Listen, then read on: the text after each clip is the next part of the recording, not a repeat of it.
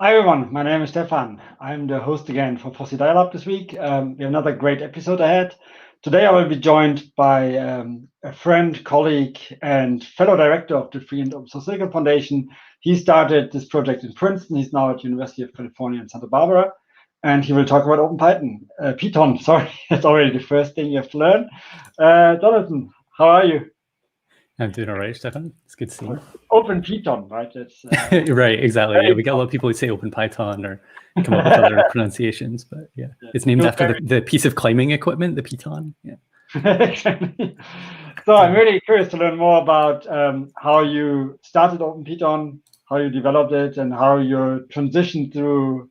I remember I saw it firsthand that you had some changes in how you distributed source code, etc.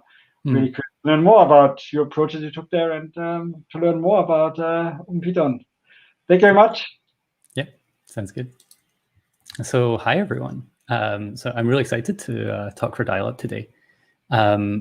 This talk is going to be kind of about growing OpenPiton. So, you know, from the beginning to where we are today, kind of status update sort of thing. So OpenPiton is a project that we started actually back in late 2013. So development's been going on for about 7.5 years at this point. So this was started at Princeton University under my PhD advisor, David Wentzlaff. And it was a group of scrappy young group of PhD students who were just getting started. And we wanted to build a chip.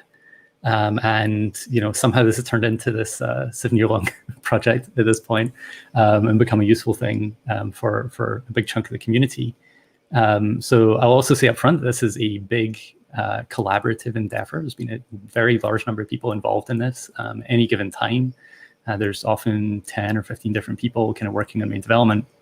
And over the course of the whole time, it's probably been, you know, 30 primary developers or something like that. They've been contributing. So I'm now an assistant professor at the University of California, Santa Barbara. And so I'm going to be continuing developing OpenPiton in my own research group. And so we've got a kind of community that's growing and growing. And so I said that we started back in 2013. So how did this start out?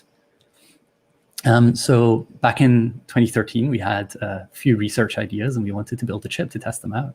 And so this is the chip that we built. It was called Piton. As I said, it was named after the piece of climbing equipment, the Piton. And we spent a very long time arguing about what name we should use for the project. This is a kind of contentious topic in computer architecture projects. You can come up with the right name, not come up with something that's been used before, and so on. And so we ended up with Piton as the name of the project. So we're building a 25-core chip.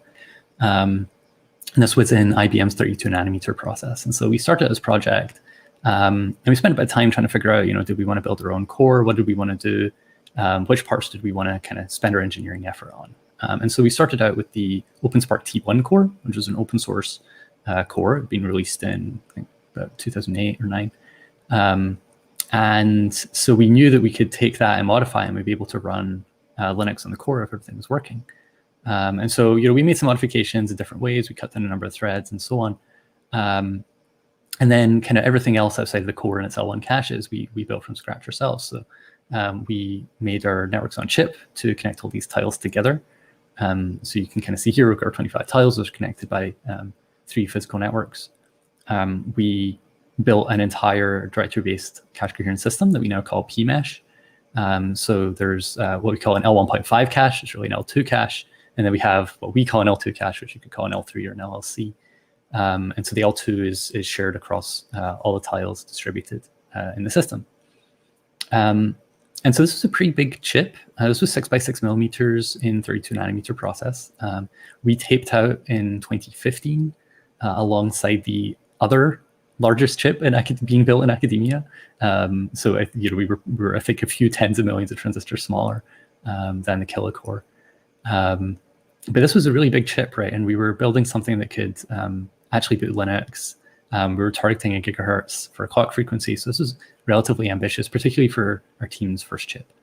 And we actually have the silicon, we have the real chips, and we'd often go to conferences with kind of a big plastic case, one of these like gun boxes that you take out the foam and you put the gun in, right? And so we take out the foam, we put the board for the chip, power supply, and so on into this, and we could show people this running Debian live. And so this started in late 2013. We did the tape out in 2015. And it was a way for us to kind of test out several of our research ideas, right? So we had kind of 3 different research ideas plus one from our collaborators, and we wanted to have a place where we could evaluate them. And they're relatively orthogonal to each other, so we could kind of turn the other things off and test how each one benefited the system independently. So we kind of had 4 different research papers that went in, and then a bunch of other papers came out. And so we said, if we have this place, it's a relatively kind of standard Manycore design that we can go and add widgets or make small modifications, and then kind of test our ideas. Could we turn this into something bigger, right? So could we use this to then develop on more research? And so I was coming more from the computer science side. Most of my colleagues were from electrical engineering and computer engineering. And so I saw we were using open source core, and to me it was natural. Why don't we open source the rest of this design? And so that was kind of the effort that I drove from here. And so I want to tell you a little bit about the motivation for building OpenPiton specifically, as we saw it back in 2015 kind of time frame. And so really we were trying to do a bunch of research on Manycore processors, and it's really hard to do, it turns out. And so we kind of identified these set of things that you need or challenges. And if you want to do research on Manycores, you need tools that actually scale to Manycore scale. And this is actually not the case a lot of the time. You're using standard simulators, often can kind of get stuck with very small core counts. You need to have low-level simulation details, right? A lot of the complexity is in low-level interactions. And so kind of being able to go down to the RTL level can be important. There could be a lot of IP constraints. If you want to work with IP that are given by other people, often you need to have an air-gapped lab, or you have to have special collaboration agreements and so on, and you might not be able to open source them. At the time, there weren't really very many great kind of scalable hardware targets for you to test scalable software on. There was kind of only a few large core count types of machines, and so having a platform for that was also going to be valuable. Kind of tying back to the low-level simulation point, there's complex system-level interactions that need to be modeled at these scales. There's often a lot of focus from tools on only a single problem domain. So you can have something that's really useful for one particular type of research, but not for kind of a broader set of this kind of discipline of Manycore research. And then the validation effort is really, really hard to do, right? You've got a lot of different components, they're interacting in different ways, and you need to be able to test that the thing works. So from this, we kind of set up a set of requirements that we wanted to see in the system that we were building, which ended up being called OpenPiton, right? So we wanted to have million core scalability. We wanted to have a design that was designed for synthesis so that we could actually take this thing down to, even a layout of GDS2. We need something that's going to be open and actively supported, because for research purposes, that's really what's going to enable you. We wanted a full production-ready system. We wanted to be able to boot real OS. We wanted to be self-hosting and have a modern software stack. It needed to be configurable for a lot of different use cases, right? You've got different types of research that you want to do in this Manycore domain. Maybe you care about power, maybe you care about scalability, whatever else, security. And so it needs to be able to fulfill your needs as a researcher. And then we needed to have a thorough validation effort as well, right? Any silicon project needs to have thorough validation. And so this was kind of the pitch back then when we were specifically kind of very focused on Manycore. These days, we're used for a lot of different purposes, right? There's a lot of people who take OpenPiton, they put down a single tile, and then they just kind of go from there, right? And that's a perfectly valid use case, and we want to support that and optimize for it. So today's kind of sales pitch, I would say, is more about building realistic and scalable prototypes, right? And where the challenges are with that, right? So it's expensive and risky to go and build real chips. It costs a lot for you to do these tape outs. Potentially, And there's a lot of risk, right? You can spend a bunch of student time and effort, and your chip comes back and it's a toaster. You see a puff of magic smoke and that's it. And so if you can get around that, that's what we want. So people shy away because of this problem. There's also kind of not a lot of open IP to reuse in the same way that there's in the software ecosystem. And scalability and configurability are challenging, and it's hard to kind of validate across your scale and across your configurability options. So OpenPiton is designed to tackle these issues, and for users, it's meant to act as kind of a research platform for Manycore SoC development, and also kind of a nexus for open source hardware, right? We've seen a bunch of different open source hardware components that have been connected into OpenPiton, other people coming along, putting their research in, and then releasing it. And so this is kind of a great way to validate your research or plug new things in and try them out. And so OpenPiton is meant to be kind of helping solve the problems that I mentioned. And so what do you get in OpenPiton? And this is a common slide I show in my OpenPiton talks. And so OpenPiton is an open source Manycore processor design, right? So you're going to get a whole processor design. It's written in Verilog RTL, so you can just pick up and use it without having to learn new HDLs if you're from the Verilog scene. We have this cache coherence system that can connect together all our tiles, and that can scale in addressing up to 500 million cores. So you can build really large-scale chip designs potentially. We try to provide a lot of configurability both inside the core and in the uncore, the coherence system. And this is so that you can come along with your research idea and unplug some piece, plug in whatever you want instead, right? So you want to then test your idea and say, how is it with an 8K cache, a 16K, 32K, 64K, whatever, and then be able to kind of make the plots for your papers where you test a bunch of configuration options. We have a very large validation suite, so you can kind of throw an OpenPiton design at a job scheduler in a cluster, just 1,000 different assembly tests, and be able to see if you broke anything in the system already. And so that's really important if you're adding something new, right? Making modifications. We provide simulation, a bunch of different simulators. We'll talk about that a little more. Somewhat uniquely, we provide synthesis and backend flow. So if you have access to the Synopsys reference methodology, you can patch that with our script. Make use of that.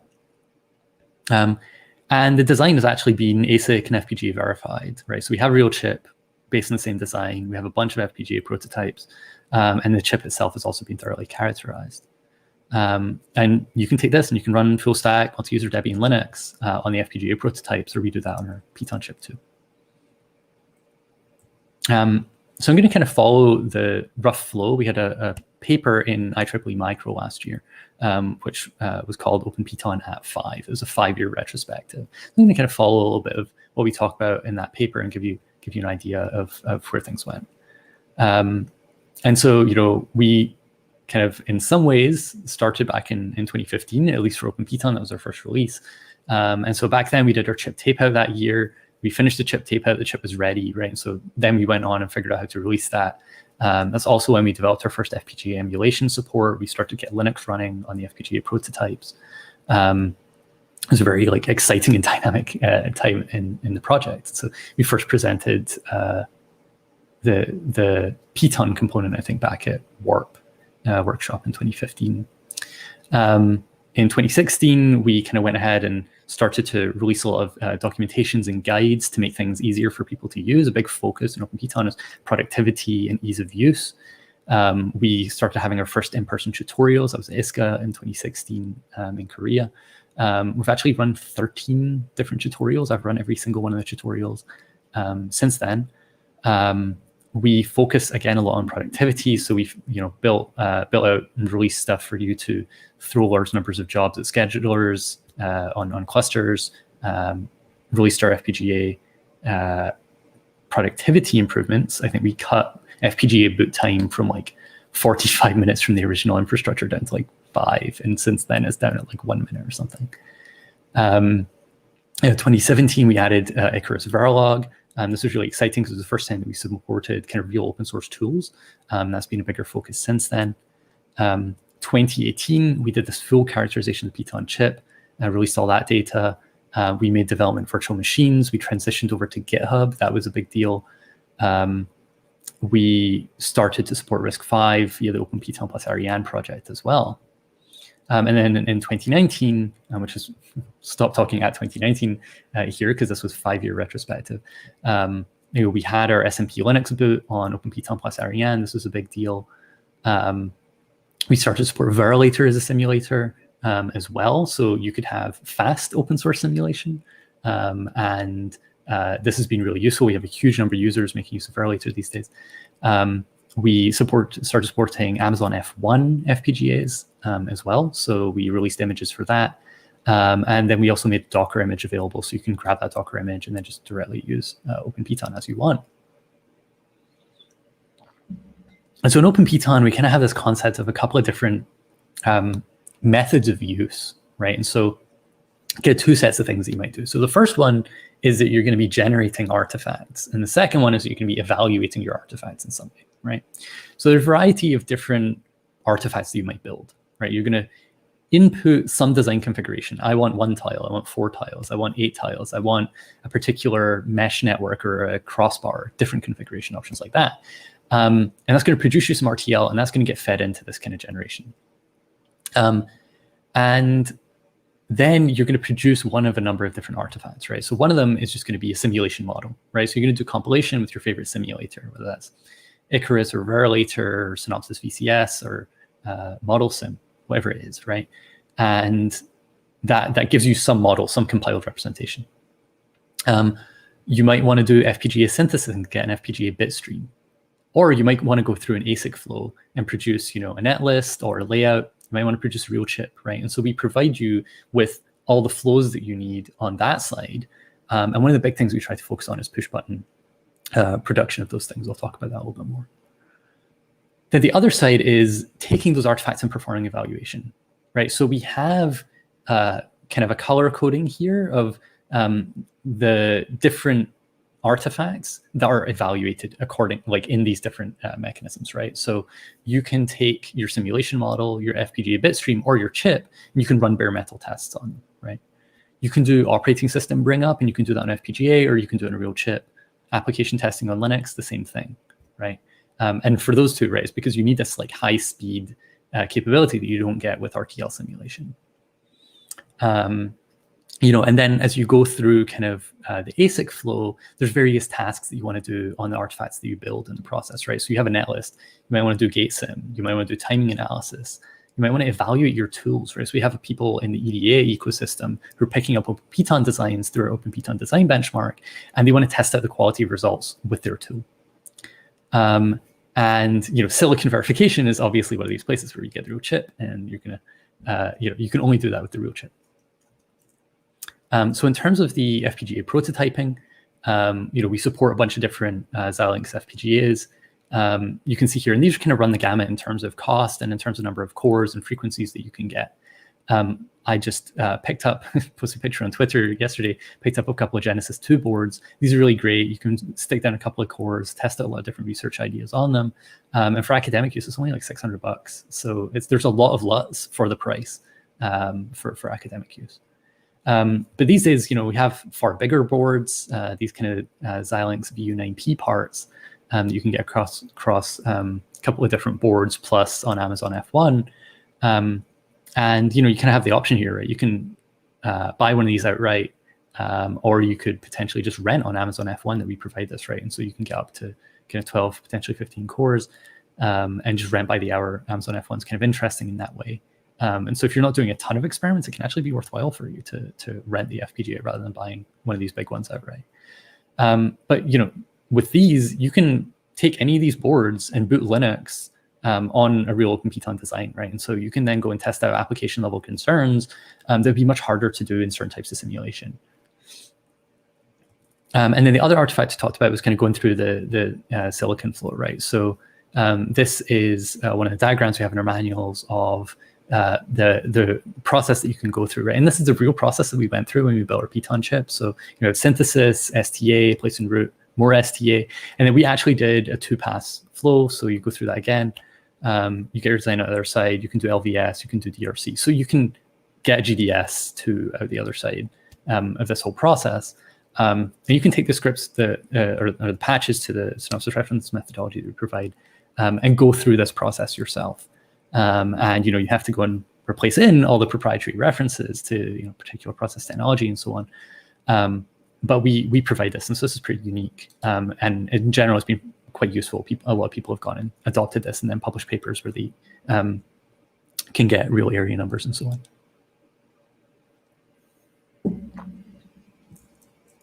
on. So in terms of design philosophy, so we had a little bit about this in the paper. So one of the big things that we developed over time was this kind of push button design philosophy. We want to make users productive because if we're doing a task, we're only a small set of the researchers who are making use of OpenPiton, right? And so if we're doing something and we find that we're doing a lot, there's going to be tens or hundreds of other people out there who are going to go and do the same task a lot, right? And so it makes sense for us to spend a little bit of time to optimize for ourselves. And there's a differential there. Like maybe we'll save a little bit of time, maybe we won't. It depends, right? If we're really going to save time, it's obviously 100% worth it. But when you factor in the fact that we have all these external users, it makes so much sense to go and automate these things as far as possible. So you can run a single command and throw thousands of simulation jobs at a cluster using Slurm. And so this is really useful, right? So we were using this for CI every night. We'd build like tens of different simulation models, throw them all at the cluster, run thousands of assembly tests on them, and then produce reports, pass-fail performance coverage reports from running all that. And so this is really useful CI when we were in active development. And it's also useful for other people too, right? You can just come along and run a single command and suddenly you're running all these tests. We have a single command for FPGA bitgen. You just specify the configuration you want. Do you want Ethernet? How many cores do you want? All these different configuration parameters. And it will just produce you a bit stream that you can then program your FPGA with from a single command. And then we even actually have a mechanism for you to do a single command and get a GDS2 chip layout on the other side, right? So provided that you've been running this process a few times so that everything is kind of ironed out, you can actually go and do this, and it'll just throw the jobs at the cluster, and it'll come out the other end with a GDS2 for you. And so this is really useful. It means that you don't have to go in and get your hands dirty every single time that you want to produce a new layout. And obviously you can then just break this down to whatever sub pieces of the flow that you want to do as well. And so in general, where we've seen things and we've been like, oh, it's a bit of a pain point, I have to do this a lot, we'll try and step in and just make it easier, right? So there's some other stuff too, like the Linux boot that I mentioned. We decided to change our MMC controller. We changed several different other things in the system. What's a good example?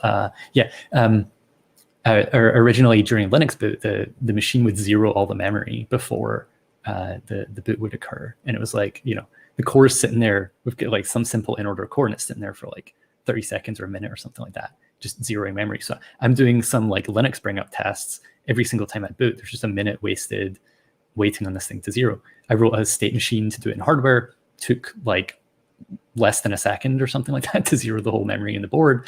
And then for me, this saved time, but for everybody else, it also saved even more time when you factor that across everyone. We supported a bunch of different tools in OpenPiton, and basically different users have different needs and different resources, right? So we want to support every simulator we can. So we support 7 different simulators. And interestingly, the developers of Riviera Pro, Aldec, came along and they added support themselves for Riviera Pro because they knew this was an open source design that they could kind of rely on and trust, and they knew that the RTL worked in all these other tools, right? So provided that they get the same behavior, that's a good sign. And then we also want to make things easy to port as far as we can, right? And so setting up a new FPGA board generally kind of maybe takes a day of effort or something like that.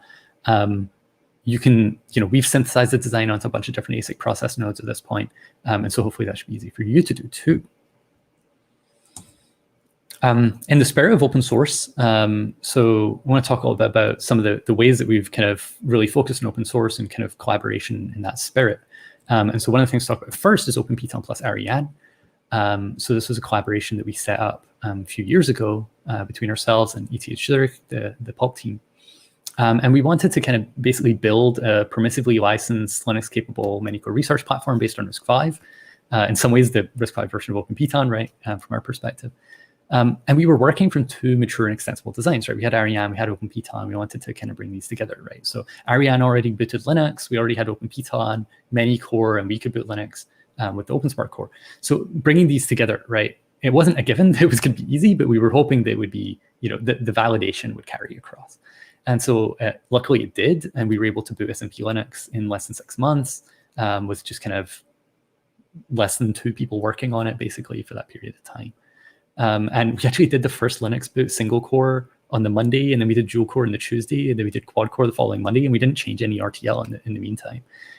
We just kind of changed the core configuration parameter and booted on a different board. So like, you'll almost never encounter a situation where somebody's doing bring up and they go from 1 core to 2 core to 4 core without any RTL changes, and it just works. What does this look like? So we have this OpenPiton plus Ariane setup. So you can see Ariane on the left and the Cache Coherence System for OpenPiton on the right. So we had to make modifications, obviously, right? So there was a new write-through cache subsystem in Ariane. We had to add support for RISC-V atomics in the L1.5 and L2 caches in the Cache side. And there's some other cool stuff in the chipset. So we actually auto-generate our boot ROM with the device tree based on the current configuration. So if you have more cores, the device tree will reflect that. If you have different peripherals, that'll get reflected in the device tree as well. And then we have standard other RISC-V peripherals, but we had to kind of build these and add these for our purposes, right?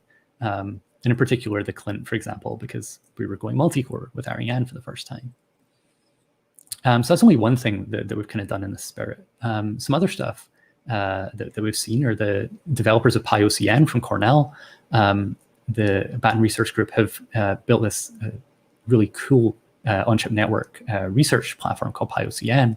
And they actually took OpenPiton's mesh network, tore it out, built a new PyOCN network, actually multiple different PyOCN networks, and replaced the ones in OpenPiton with their own. And so it's a really cool example of things that you can do, where you can take whole components out of OpenPiton, tear them out, and replace them in the same way that we did the core. On the EDA side, we've been working with CAD tool developers. They're using OpenPiton as a benchmark design. So we have this OpenPiton design benchmark, which you'll hear more about hopefully in the coming months. So it's just been used for kind of vetting EDA tools, right? People can take our design and measure their QOR, check that things actually synthesize, place root, so on. And so we've used OpenPiton in a variety of different tools. For verification, it's been used for this instruction level abstraction work and auto SVA work that's been done at Princeton, among other people who use the design for verification. Uluf is probably watching. He'll be really excited that I mentioned FuseSoC and Edelweiss here. So FuseSoC, we have a port for FuseSoC that still needs to be merged. And so we got the benefit of using FuseSoC and being able to support lots of different tools for simulation, for FPGA, and so on. But in doing so, we also contributed back to FuseSoC and Edelweiss. So I implemented a Synopsys VCS backend for Edelweiss, and we added other features too. On the side of peripherals, right, we're building these SoCs. So we have various peripherals, especially in the FPGAs. And so we've been moving more toward using open ones, right? So we have open source MMC core, VGA. We even have prototypes with light DRAM, for example, as a replacement for the Xilinx MIG. And so having more stuff open, it makes it easier to port, it makes it easier for people to use, and it builds a community around this open source hardware. And then we've also been working with industry and collaborating a lot there. And so, they use our designs for validation of their tools, for research purposes beyond that. And, we've been working with a lot with people trying to do kind of large scale FPGA emulation, for example. And, there's examples of people building like 2,500 core OpenPiton designs to test out the tools and make sure that they can scale to very, very large core counts. Or, more than 100 actually emulated and prototyped on the FPGA to show that things actually work in practice.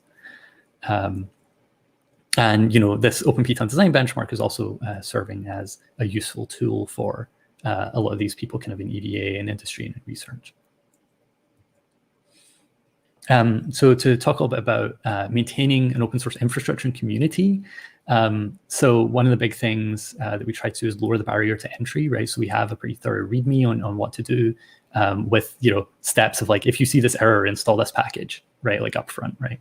But we also provide documentation manuals, and some of these haven't been kept fully up to date, but we found that this was really useful for people, and we get people actually going and reading this documentation before they get started, and it helping lower the barrier to entry for them. As I mentioned, we've also run 13 tutorials.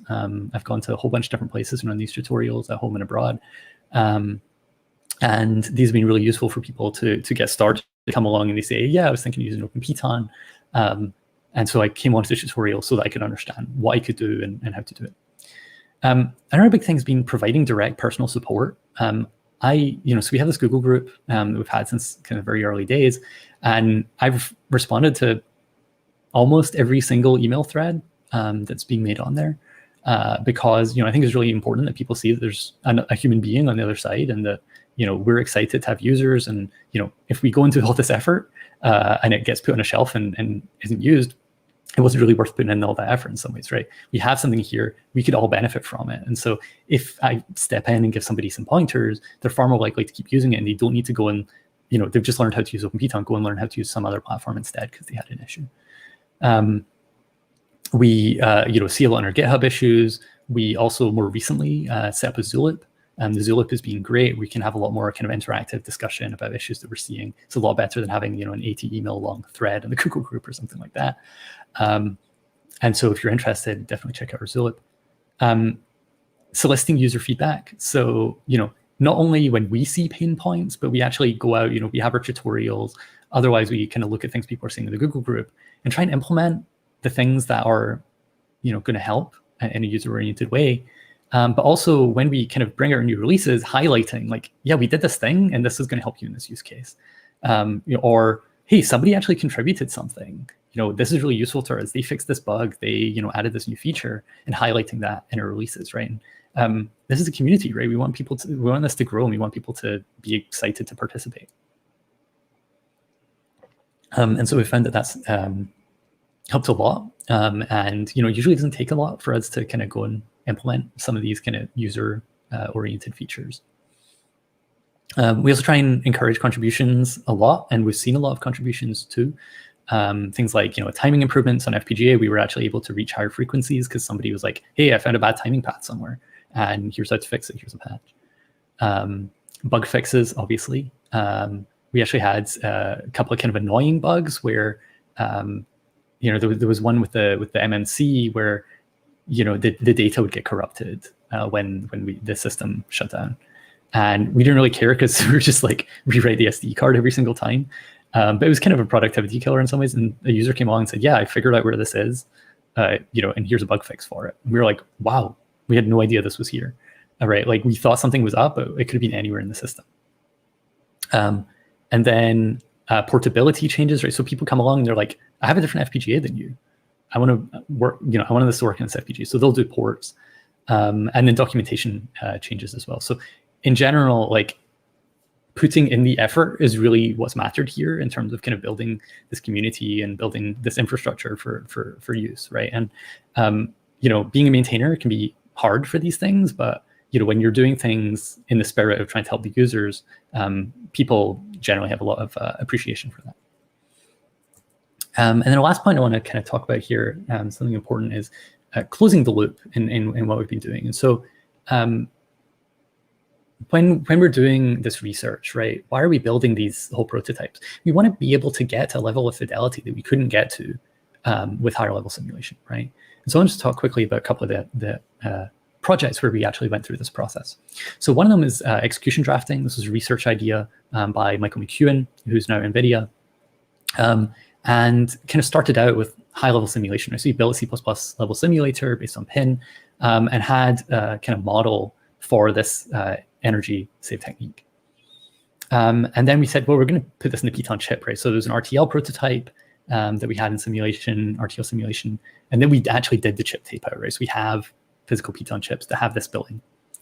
And then what was really cool was now that we had the chip, we could characterize how it behaved, compare back to the high-level simulation, see how well we did, compare back to the RTL model, and then we actually found some issues in the process. And so we're able to actually go back, fix the issue, and then go back through GateSim again and do power modeling again and find out what the real power savings would have been. And in several cases, they were better than what we said in the paper that was based on the high-level simulation, right? So you can come back and you can close this loop in a really useful way. We also had these MITs and Pickle research projects from our group as well, where these were both integrated into PMesh. MITs was evaluated in the Piton ASIC, Pickle was evaluated in FPGA, and then we could compare the final results back to what the original first-order simulations had said, right? And part of the reason you want this is that they actually had to have low-level software support, right? And that was best evaluated in the full system stack setting that we could have, with a real chip or with our FPGA prototypes. And then we have our Piton chip characterization, right? So we built this chip in 2015.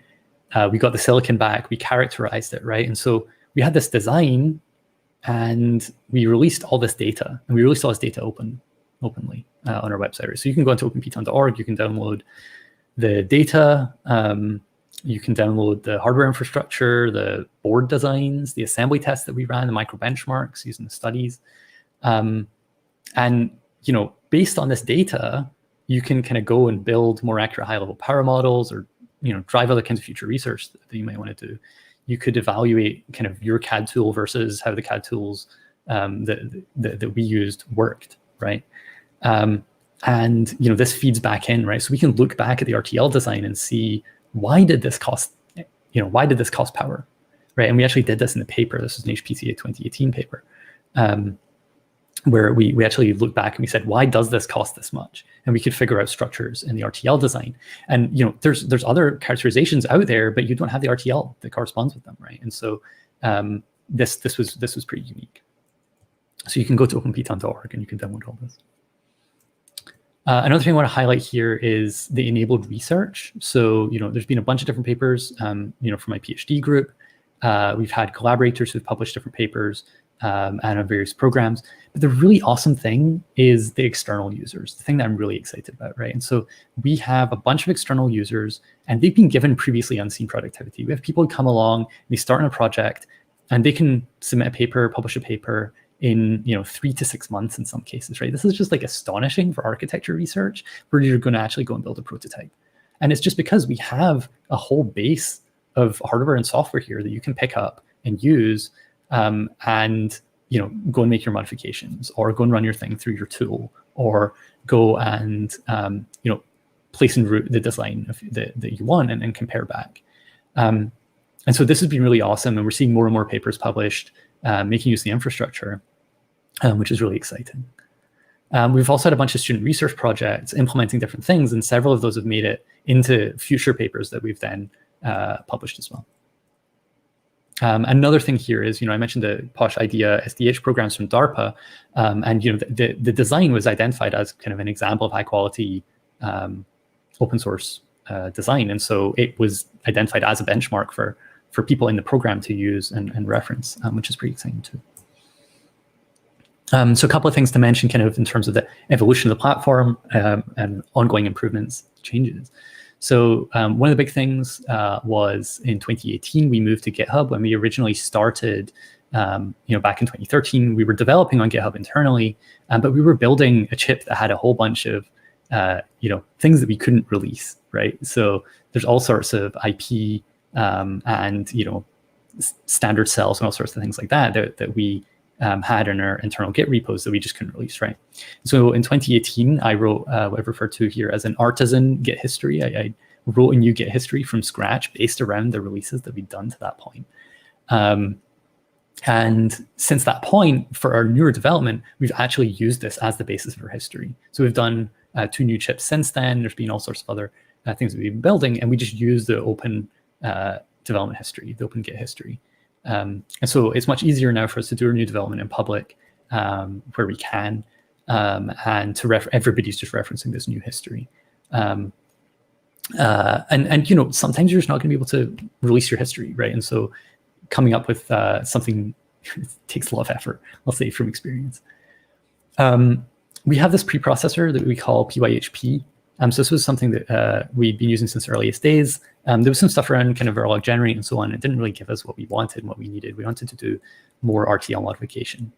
And so we actually had these chipset crossbars, which are written in Verilog inside Python, or Python inside Verilog rather. So BYOC basically just works like a template to a preprocessor. It sees demarcated Python code, it'll execute that Python code, any print statements become Verilog in the output. And so we actually parse out an XML description of the devices that are connected on the chipset, and that becomes an RTL design internally with the correct number of ports and address mapping for the devices too. And we went much further than this. We prototyped a really significant BYOC-based overhaul where we would get rid of a lot of macros and other things and make use of BYOC instead and XML configuration.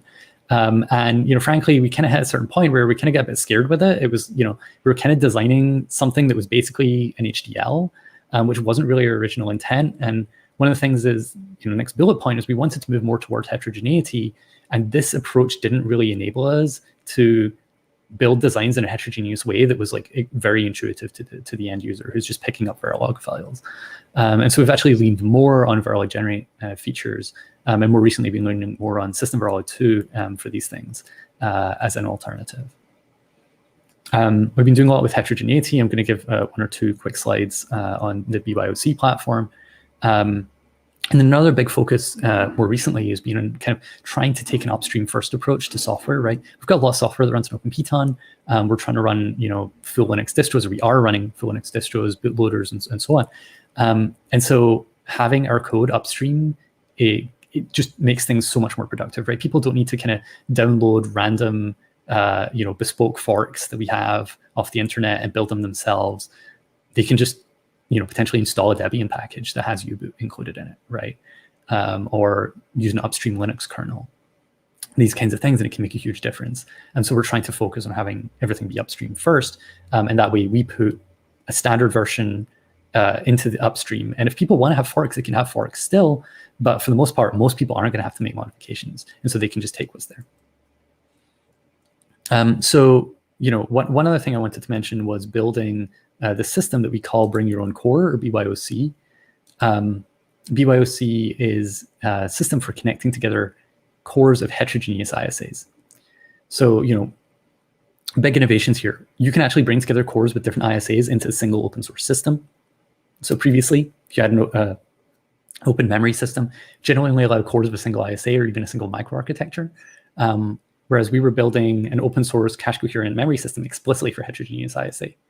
So you can connect together the different ISAs I show here, different cores, thanks to this core interface that we provided to cache coherence. So we call tree for a transaction response interface.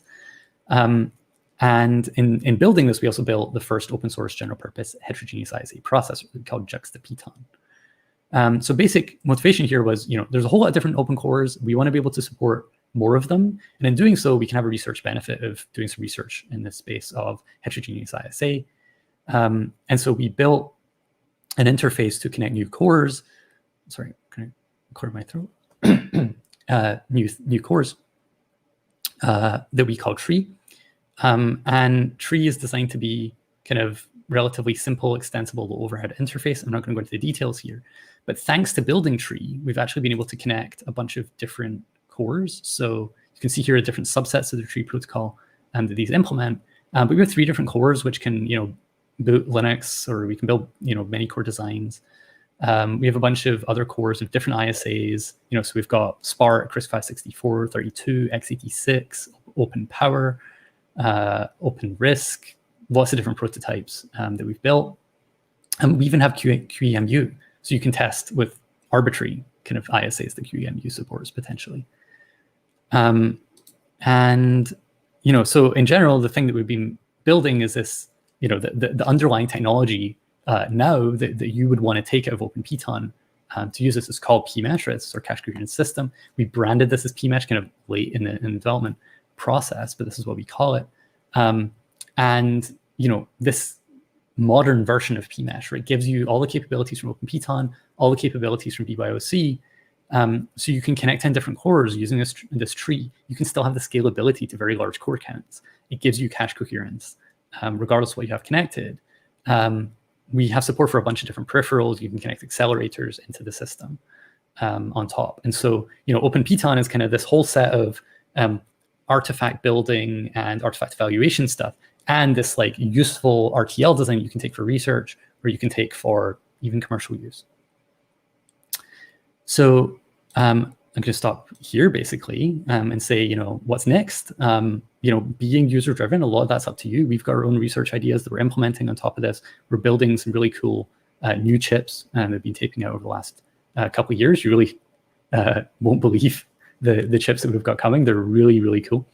And so if you want to get involved in OpenPiton development, I'd encourage you to you know, post in our Google group, join our Zulip, check out our GitHub, and check out the website too.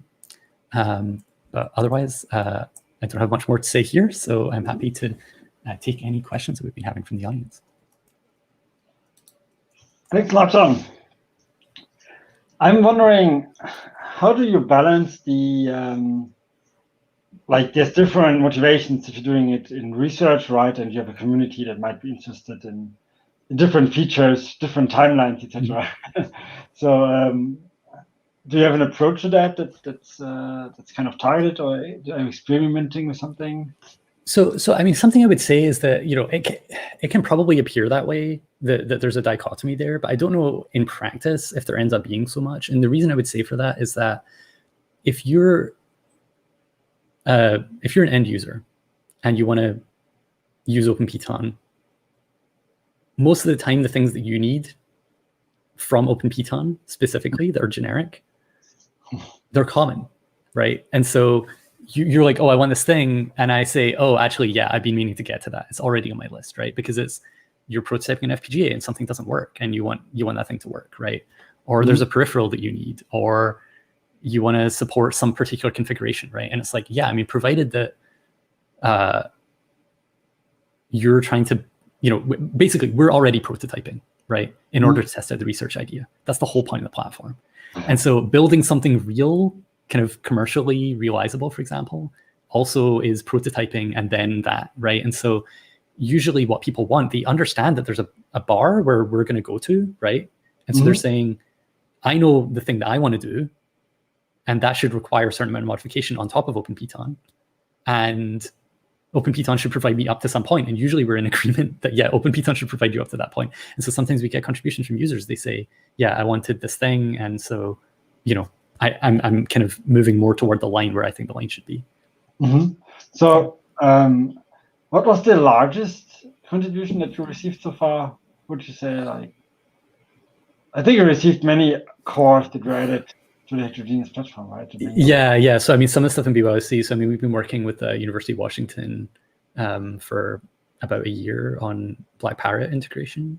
A couple of master students from there, and we haven't got that upstream merged yet. But we, you know, you can see in the BYOC repo the work that we've been doing on that, and that's, you know, that required refactoring in their coherence system and so on, and that was a really interesting project, right? Because there's certain pieces you can reuse because we already have RISC-V cores, right? And then there's certain pieces that need to be written bespoke. And you know, Black Parrot was more complex than Ariane in that it was designed for a cache coherence system already, right? And so that had to be taken out and replaced with PMesh for this particular project. And so I'd say that was probably one of the bigger ones. We've also had, you know, Google Summer of Code contributions, right? So the AO486 core, we had a couple of students through Google Summer of Code working on that. And that was a pretty big lift for that project as well, right? Because it's just very, very different from anything. And, you know, in this, like, coming from Spark and RISC-V, right? You're like, we've got an x86 core now. What do we do? It's a 486 SX, right? It's yeah. Cool, but exactly. It already has all the microcode magic, etc. It's really interesting. Speaking of Google Summer of Code, you have one student this year, right? Well, it depends how you measure. I'm a co-mentor for several projects. Oh, you're a co-mentor, right? Yeah, I think that's an important thing, right? And as FOSS Foundation, we in particular look for projects like OpenPiton that need some helping hands on.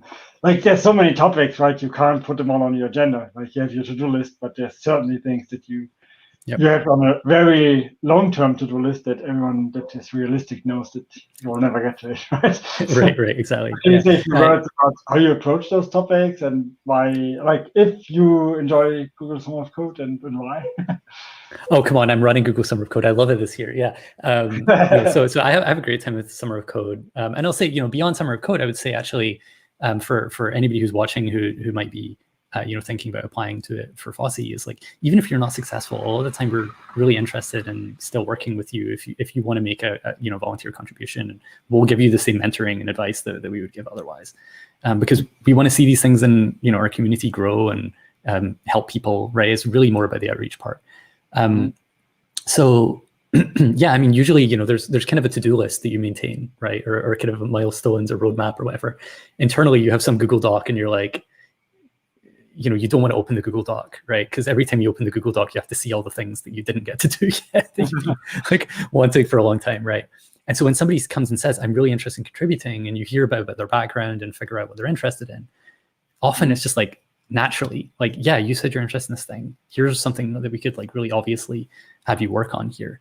And I think a lot of this stuff, it can extend beyond just the particular project we're working on, right? So, we've worked together with the developers of TL Verilog, right?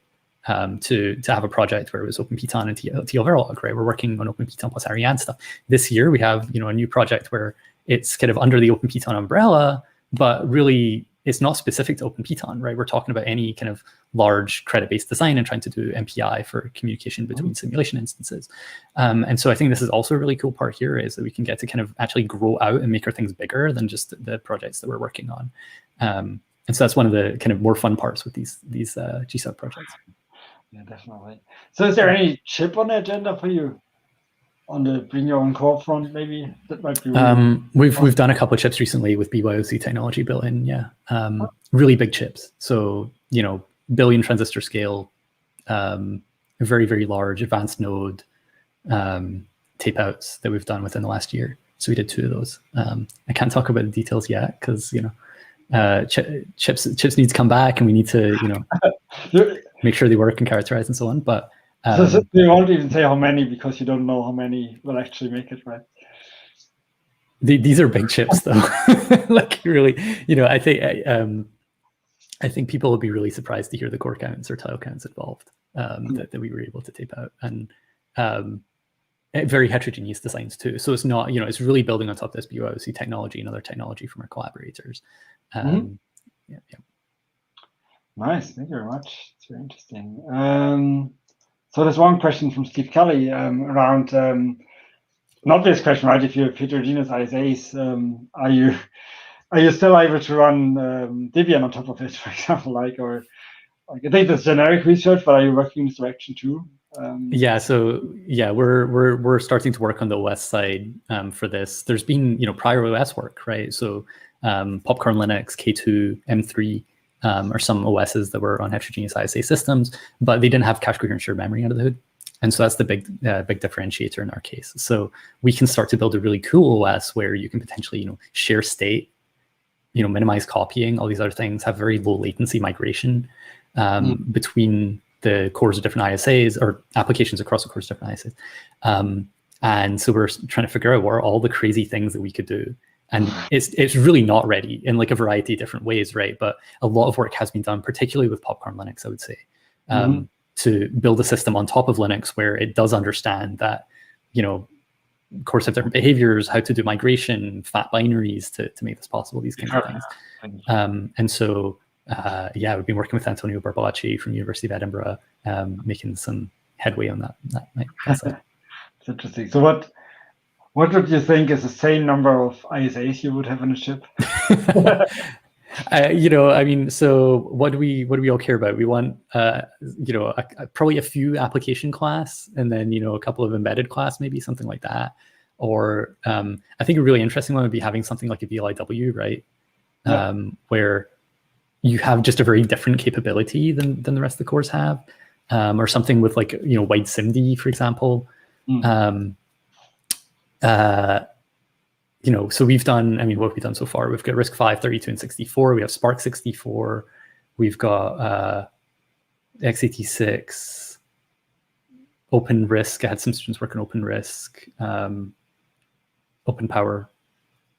I think that's the 6 that we've done so far to varying levels of functionality. So you could kind of use any combination of those. It could be kind of good fun to see. Yeah. At least from a research perspective, it's really great, right? Yeah. And I mean, from software, you're gonna have to do some work, right, to make this stuff work. It's not just a real monster, I think, if you want to put it on the server, right? It's interesting. So, there's another question coming in. Excellent. Oh yeah. There's a question, like it's not really a question, it's a suggestion, obviously. So many talks around open source EDA tools.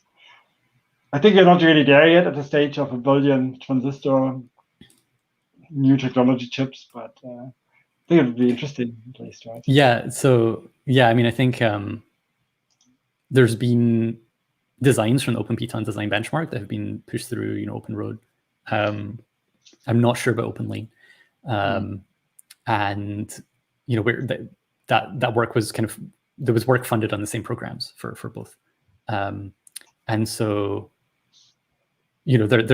that shouldn't be the biggest lift for a port to do it, to support those tools. But we need people who are interested in doing that. It's something where there's research value to do it, and for certain people, but for the type of research that we're doing, there isn't necessarily quite so much research value. Yeah. Sorry, one second. So that's where the power of open source comes in, right? Exactly. So I'm happy to work with people to help make that happen, make that available.